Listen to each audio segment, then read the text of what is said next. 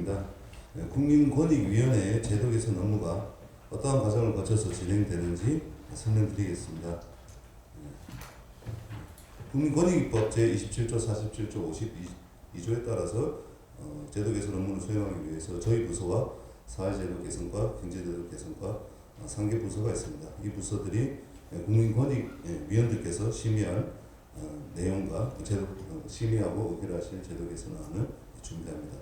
구체적인 사례는 잠시 후에 따로 소개를 드리겠고, 먼저 저희 업무의 주요한 흐름입니다. 어느 제도의 개선을 요구할지는 국민들이 이제 결정하는 구조입니다.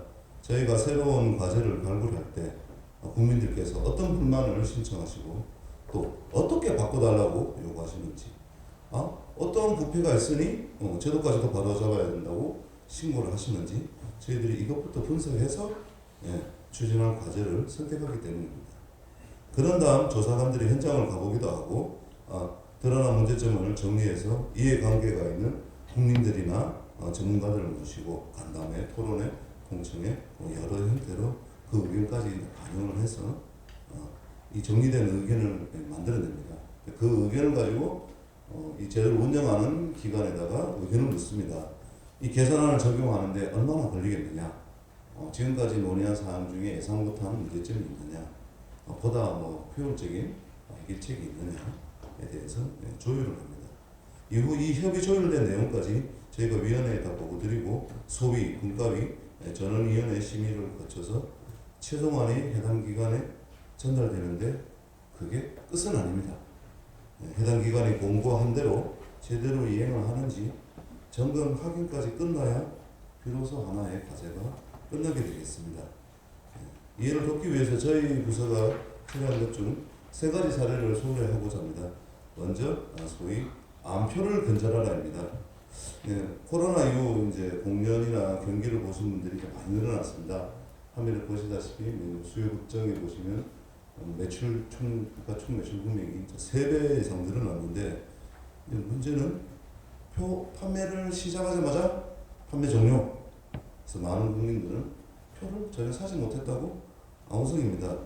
자동 반복 프로그램, 즉 매크로라는 것을 이용해서 표를 몽땅 사재기 한 다음에 거기다가 2배에서 심지어 한 30배 이상 비싸게 되판다는 사람들이 있기 때문입니다. 5년간 저희가 그래서 암표 관련 민원이 얼마나 있었나 저희가 한번 분석을 해보니까 의외로 12%의 국민들께서는 제도가 문제다, 제도가 엉터리다고 지적하셨습니다. 다시 저희가 설문조사를 해서 암표를 사보신 분이 얼마나 됩니까 했더니 16%의 국민께서 암표를 사보신 적이 있다. 저희가 23년도에 총 매출 금액 1조 2,700억을 곱해보면 연간 약 2천억 정도를 우리 국민들께서 암표상한테 칼치를 당하고 있었던 겁니다. 바가지 암표로 공연을 보고 나신 분들은 오른쪽 표에 보시면 다시는 안 보고 싶다.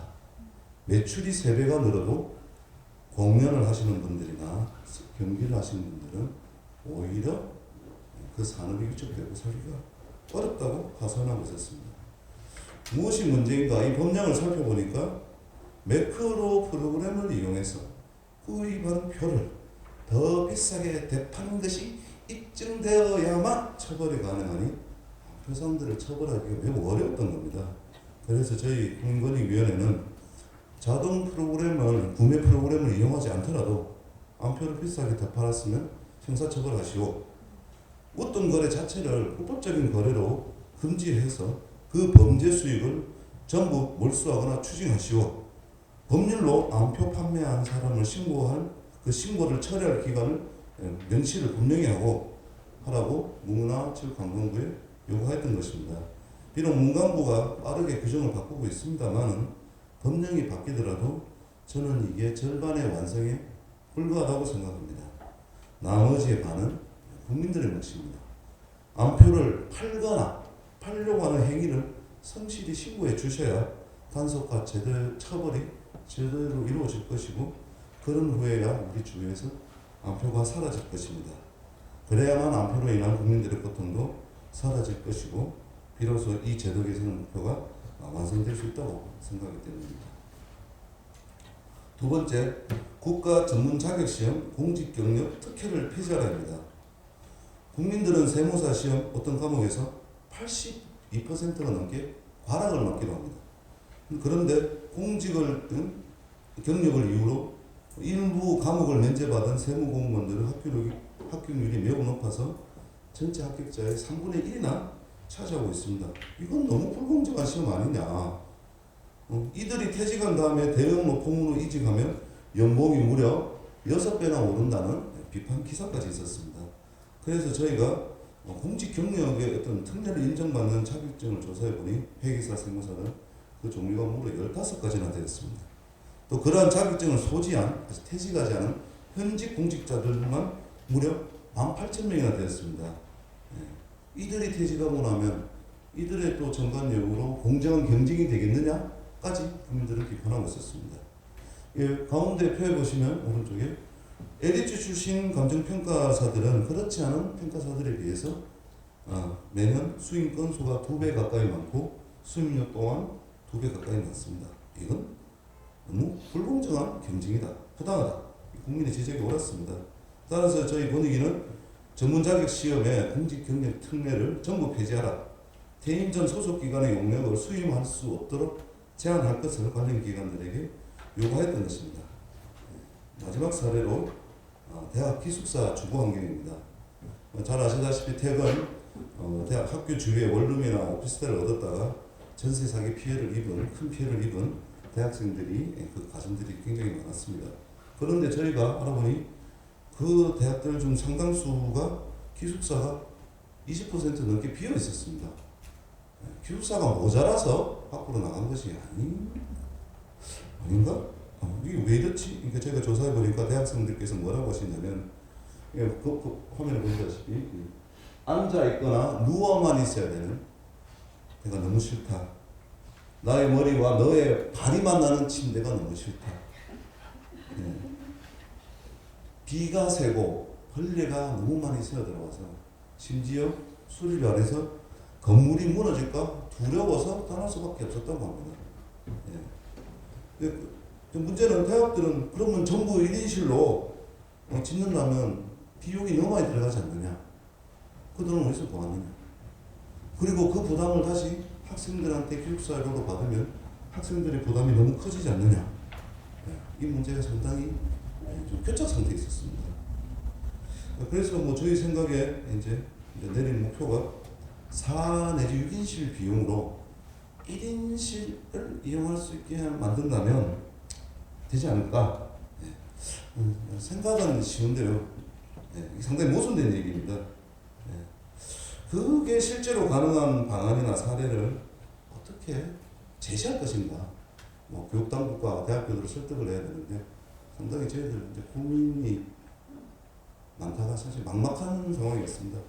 그래서 이 대학 저 대학을 한참을 디딘 끝에야 저희가 똑같은 고민을 했었던 대학이 하나 찾아냈습니다.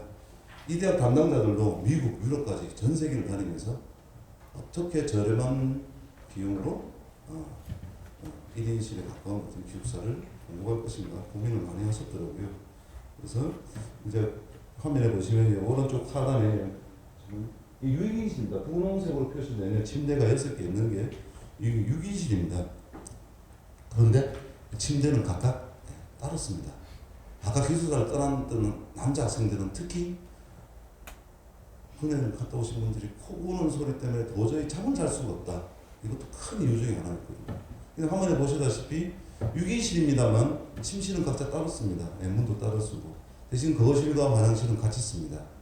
이 평면도에 가지는 가장 중요한 의미는 이렇게 6인실을 구성하나 저렇게 6인실을 구성하나 면적이 비슷하게 1인당 소형 면적은 건물에서 필요한 면적은 비슷하다는 겁니다. 특별한 비용의 증가 없이 한두 평 정도의 면적만 늘어나면 6인실 어떤 비용으로 1인실의 어떤 생활 효과를 누릴 수 있다.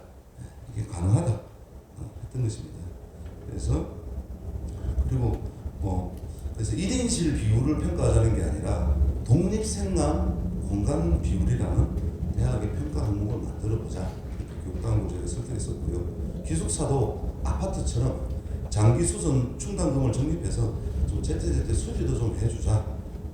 학교가 좁아서 기숙사를 지을 땅이 없으면 대학교 발전기금을 민간 원룸이나 오피스텔 통째로 인도해서 학생들한테 다시 학교가 기숙사를 공급한다면 대량의 전세 사기 피해도 막을 수 있을 것 아니냐. 대학 주변을 재개발할 때는 그냥 신혼부부 주택만 잔뜩 지으려고 하지 말고 학생 기숙사에 이런 형태의 건물도 좀 많이 짓자. 수요가 있는 것에 공급이 있어야 한다. 이렇게 설득을 했었습니다. 대학생들과 청년들이 원하는 주거 공간이 많이 생겨나길 바라면서 저희 부서 업무 소개를 마치고자 합니다. 시청해 주셔서 감사합니다.